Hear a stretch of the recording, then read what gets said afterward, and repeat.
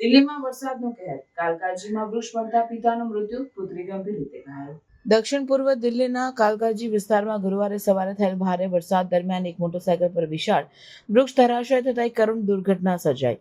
આ ઘટનામાં 50 વર્ષીય વાહન ચાલકનું મૃત્યુ થયું, જ્યારે તેમની પુત્ર ગંભીર રીતે ઘાયલ થઈ હતી. આ સમગ્ર હૃદયદ્રાવક બનાવ નજીકમાં લાગેલ એક સુરક્ષા કેમેરામાં કેદ થઈ ગયો હતો, જેમાં વૃક્ષ પડવાની ક્ષણ સ્પષ્ટપણે જોઈ શકાય છે.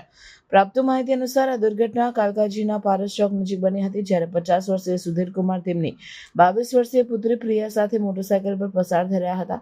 અચાનક ભારે વરસાદ અને તોફાની પવનને કારણે એક જૂનું લીમડાનું વૃક્ષ મૂળમાંથી ઉખડીને તેમના વાહન પર પડ્યું હતું. ઘટના સ્થળે સ્થાનિક લોકો અને પોલીસ દ્વારા તાત્કાલિક બચાવ કામગીરી હાથ ધરવામાં આવી અને બંનેને વૃક્ષ નીચેથી બહાર કાઢવામાં આવ્યા.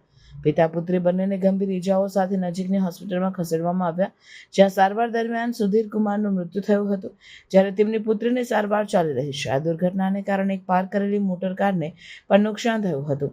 આ બનાવને પગલે સમગ્ર વિસ્તારમાં વાહન વ્યવહારને ભારે અસર થઈ હતી અને પ્રશાસને માર્ગ ખુલ્લો કરાવવા માટે ભારે યંત્રોની મદદ લીધી હતી.